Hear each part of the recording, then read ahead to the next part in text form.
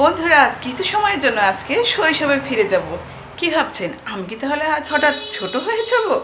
হ্যাঁ, আমি বড় হলে আমার মনটা কিন্তু একদমই ছোট। তো চলো দেখা যাক আমি শৈশবে কিভাবে ফিরে যাই। 1 2, কাউন্ট করো, তোমরাও কাউন্ট করো। 1 2 3, টেন টেনা টেনে টেনে টেনে টেনে টেনা। আমার ভীষণ পছন্দের বেলুন। বড় হয়েছে তো কি হয়েছে, আমার এখনও অনেক ভালো লাগে। দেখো আবার লাভ লেখা আছে। হ্যাঁ, বেলুন সবারই একটা ভালোবাসার জিনিস, তাই না? ছোটো বাচ্চারা যেমন পছন্দ করে, আমার মতো কিন্তু অনেক বড়দেরও কিন্তু এখনও এটা দেখলে খুব ভালো লাগে। পাশে একটা মেলা হয়েছিল, তো সেখান থেকে খাবার দাবার বেশ কিছু জিনিস কিনেছি। কিন্তু হঠাৎ যেই বেলুনটা দেখলাম রে ভাই, এত কিনতে মন চাইলো।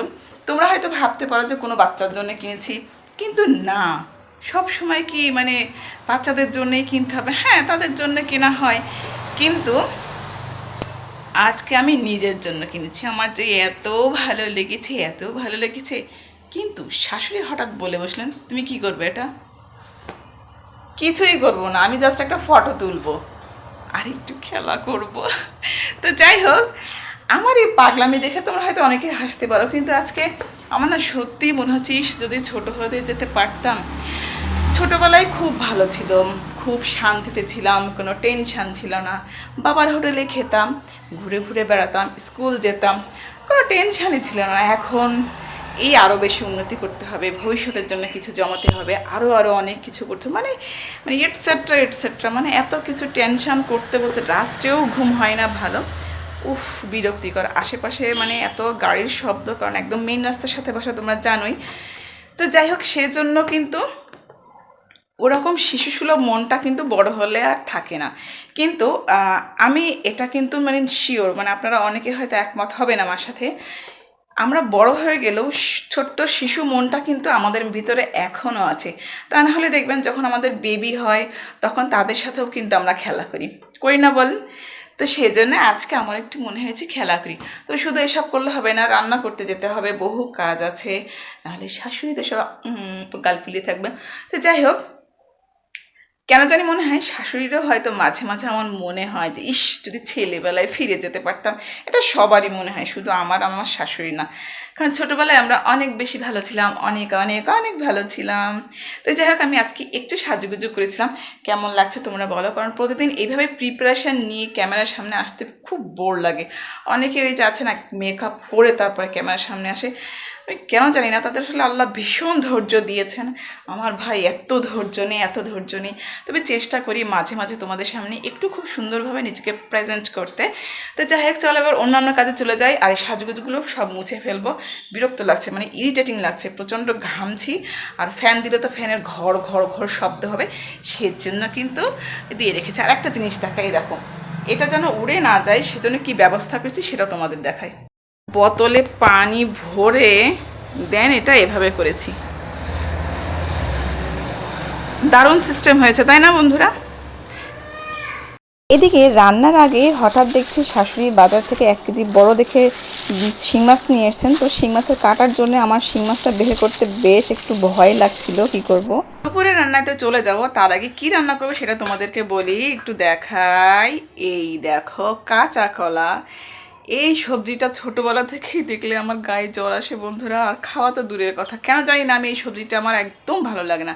তবে খাই না তা না, কিন্তু দেখলেই আমার কান্না আসে, গায়ে জ্বর চলে আসে। তোমাদের কার কার এমন হয় বলো? কাঁচা কলাটা আমার একদমই ভালো লাগে না। অনেকেই বলো, অনেকেই কেন, সবাই বলে যেটা অনেক স্বাস্থ্যসম্মত একটা সবজি।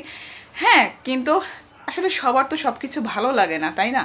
আমারও ভালো লাগে না। তো আজকে কাঁচা কলা দিয়ে মাছ দিয়ে রান্না করা হবে, ডাল রান্না করা হবে, আর যে শিং মাছ নিয়ে আসা হয়েছে সেটা রান্না করা হবে। চলো এবার রান্নায় ফিরে যাই। ফলগুলো বন্ধুরা ঝুড়িতে এভাবে গুছিয়ে রেখেছি, আরও কিছু ছিল খাওয়া হয়েছে, আর এগুলো একটু আলাদা করে ফ্রিজে রেখে দেবো, তাই এভাবে আবার রেখে দেওয়া হয়েছে। ঝুড়িটা সহ আমি ফ্রিজে রেখে দেবো, রান্না করার আগে এটা একটু গুছিয়ে নিলাম। আজ এই দেখো বন্ধুরা, উপরে যে হাঁড়িগুলো আছে অনেক ধুলা পড়েছে, এগুলো আজকে পরিষ্কার করব, সেটাও তোমাদের সাথে শেয়ার করব। আমি সাধারণত এই ধরনের ভিডিও দেই না যে এটা পরিষ্কার করতে হবে, কিন্তু এইগুলোর অবস্থা আজকে এত খারাপ, তা আজকে মনে করলাম একটু নেই না ভিডিও ফুটেজ। আর এদিকে হঠাৎ একটু মনে হলো আবার যে একটু বেদানাটা ছিলে খাই, কিন্তু বেদানাটা খুব বেশি লাল না, খেতে জানি না কেমন হবে, এখনও খাইনি, তবে আমার কাছে মনে হচ্ছে খুব বেশি ভালো হবে না। এই যে মুখে দিলাম, না খুব বেশি একটা ভালো না, মিষ্টি না হয়ে কেমন যেন টক টক লাগছে একটু। আর হঠাৎ করে এমনভাবে মানে টকটা লাগলো, মনে হলো মুখে কেমন একটা জোরে একটা সজোরে থাপ্পড় দিল। এই দেখুন শিং মাছে কি পরিমাণ ডিম হয়েছে। মাছগুলো কিন্তু বেশ বড় বড়, ফোনে ওভাবে বোঝা যাচ্ছে না, তবে যে অনেক ডিম হয়েছে। ডিমগুলো শুধু ভাজি করব, মাছগুলো একটু ঝোল করব, আর এই যে কলা রান্না করব। তো চলুন রান্নায় যাই। মাছ মানে বসিয়ে দিয়েছি ভাজি করতে, কলা দিয়ে রান্না করার জন্য। কিন্তু দেখি কলার একটা টেকনিক দেখায়। কলা ধুয়ে এরকম লবণ হলুদ দিয়ে মাখিয়ে নেবেন, তাহলে কলায় যে এক্সট্রা কষটা থাকে, অনেকে এটা পছন্দ করেন না, সেটা কিন্তু চলে যাবে। তবে আমাদের মাছ অতীতের আগে দেখেছি ভাতের মাড় আছে না, সেই মাড় দিয়ে ধুয়ে নিতেন, তাহলে খুব বেশি ভালো পরিষ্কার হয়, একদম সাদা ঝকঝকে থাকে এই কলাগুলো। তবে এই কলার কষটাই কিন্তু সবথেকে বেশি উপকারী, কিন্তু ওইটাই আমরা অনেকে পছন্দ করি না। এবার খুব সুন্দর করে ধুয়ে ফেলবো। কলাটা আমি ধুয়ে নিয়েছি, একটু হলুদ হলুদ ভাব থাকবেই, এত ধোয়ার প্রয়োজন নেই, যেহেতু এটা আমি এখন আবারও হলুদ লবণ দিয়ে খুব সুন্দর করে ভেজে তারপরে মশলা দিব। মাছ খুব সুন্দর করে ভেজে নিয়েছি, এবার আমি তেলে একটু পেঁয়াজ দিয়ে তারপর আমি কলাগুলো দিয়ে দিব।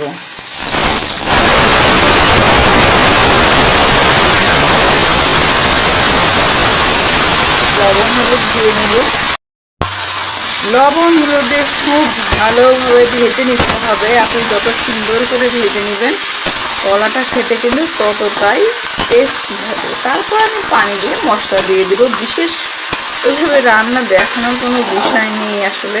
দেখুন কড়াই গোল্লা ছুট খেলা, আমি যখন রান্না করি এক হাত দিয়ে ক্যামেরা করি, তো সেও আমার তালে তালে গোল্লা ছুট করে। কী করবে ভাই, ফ্রাই করতে খুব দ্রুতই কিনতে হবে। মশলা কিন্তু বেটে রেখেছি, আর আমি পানি দিয়ে তারপরে কিন্তু মশলা দিব, নাহলে কাশি হয়, ঝাঁঝটা বের হয়। আমরা এভাবেই আসলে রান্না করি, তবে যে যেমন করে রান্না করবে, তাহলে আমরা কিন্তু এভাবেই করি। পানিটা যেই ফুটে উঠবে অমনি মশলাটা দিয়ে ঢেকে দিব। অমনি বিদ্যুৎ চলে গেল।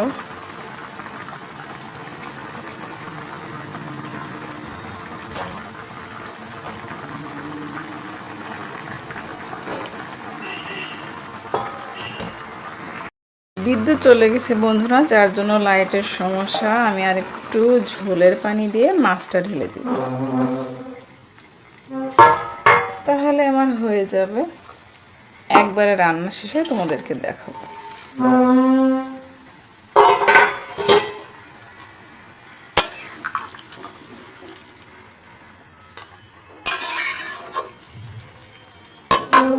ঢেকে দিব।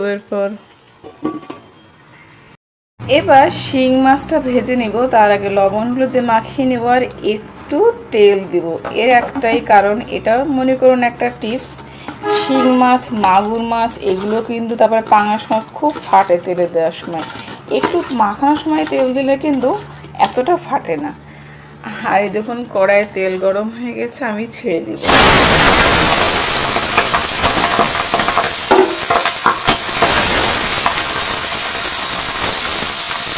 দেখুন একটু মাছ খেতে কিন্তু প্রায় বন্ধ হয়ে গেছে।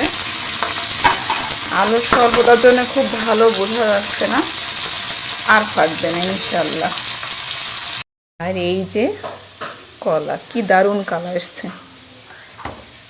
মাছের ঝোলটা কিন্তু বন্ধুরা আমার প্রায় হয়ে এসছে। ঝোল একটু কম হলে আমি নামিয়ে ফেলবো, শুধু ডিমটা ভাজবো, তাহলে রান্না কমপ্লিট। এতগুলো থালা বাসন জমা হয়েছে, আমি এখনই মেজে ফেলবো। রান্না করতে করতেই মেজে ফেলি, না হলে পরে আমার এগুলো করতে আর ভালো লাগে না, কেমন গা ঘিন ঘিন করে। আমি এখনই মেজে ফেলবো, সবগুলো ক্লিন করে আবার ফিরে আসছি। আর এই যে মাছের ডিম তো আমার বরাবরই বলেছি ভীষণ প্রিয়। তো মাছের ডিম না আমাদের এদিকে বাজারে আলাদা করে কিনতে পাওয়া যায়। অনেক সময় বড় বড় মাছের ডিমগুলো সেগুলো অনেকে নেয় না, সেগুলো আবার কেজি দরে আলাদাভাবে কিনতে পাওয়া যায়, 350 400 এমন কেজি নেয়। আর বাইরে অনেক রোদ, যেহেতু বিদ্যুৎ চলে গিয়েছিল কিন্তু হঠাৎ করে এত রোদ মনে হচ্ছিল যেন আমি সত্যি লাইট অন করে হয়তো আবার ভিডিওটা ক্যাপচার করছি, কিন্তু না, কারণ হঠাৎ করেই আবার রোদ উঠেছিল। এই মেঘলা এই রোদ এমনই যাচ্ছে দিন, কিন্তু প্রচণ্ড গরম ছিল। এরপর কিন্তু একবারও আর মেঘ হয়নি এমনই। ঝোল দেখা এবার, এই দেখুন কি দারুণ একটা কালার এসছে। আর এই যে মাছের ডিম, এটা তো কলা তরকারি আগেই দেখিয়েছি। এই যে মাছের ডিম, এর মতো অমৃত জিনিস মনে হয় আর নেই। First class. শাশুড়ি ছাতু মাখিয়েছিলেন, সেটা এখন খাবো। একটু রসগোল্লা বানিয়ে নি ছোট্টবেলার মতো, হেব্বি টেস্ট, হেব্বি। এই যে থালা বাসন সমস্ত কিছু মেজে চুলাটাও পরিষ্কার করে একদম কমপ্লিট করে ফেলেছি। এরপর ভাতটা খেয়ে রেডি হয়ে নেব। ভাত খেতে বসেছি মাছের ডিম দিয়ে, আগে খাবো। মাছের ডিম যে আমার কি ফেভারিট, কিন্তু মাছের ডিম বেশি খেলে না প্রচুর গ্যাসের সমস্যা হয়।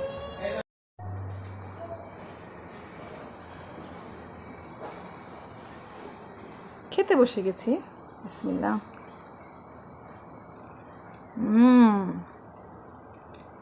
মাছের ডিমে কিন্তু আমি ঝাল দিইনি, শুধু অল্প একটু পেঁয়াজ দিয়েছিলাম, লবণ আর হলুদ, তাতে অমৃত মনে হচ্ছে। এগুলো খেয়ে সময় শেষ করছি কেন জানেন? ওই যে কলা খেতে হবে,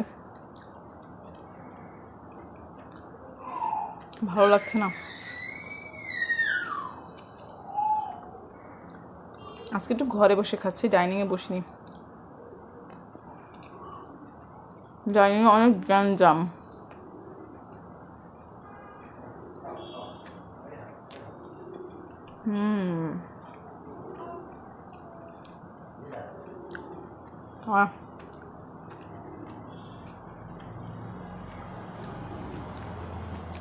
আচ্ছা, আপনাদেরও কি আমার মতো মাছের ডিম পছন্দ?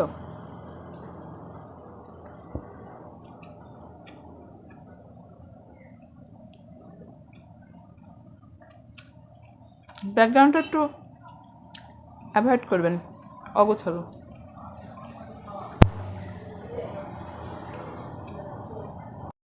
ওরে বন্ধু, এবার নিয়েছি সেই কাঁচা কলা আর মাছ। সবাই বলছে খেয়ে ভালো লাগছে। আমার খালা শাশুড়ি আছেন, শাশুড়ি উনিও বলছেন, কিন্তু আমার যে কেন ভালো লাগে না রে বন্ধুরা, কি করব, খাই কষ্ট করে। তো বন্ধুরা, ভিডিওটা আজকে এই পর্যন্ত। তোমাদের কিন্তু কিছু সময়ের জন্য শৈশবে ফিরিয়ে নিয়ে গেছিলাম, আমি কিন্তু একা একা জানি। তো ভিডিওটা কেমন লেগেছে তোমরা অবশ্যই জানাবে কমেন্টে। ভালো থাকবে, সুস্থ থাকবে, আল্লাহ হাফেজ।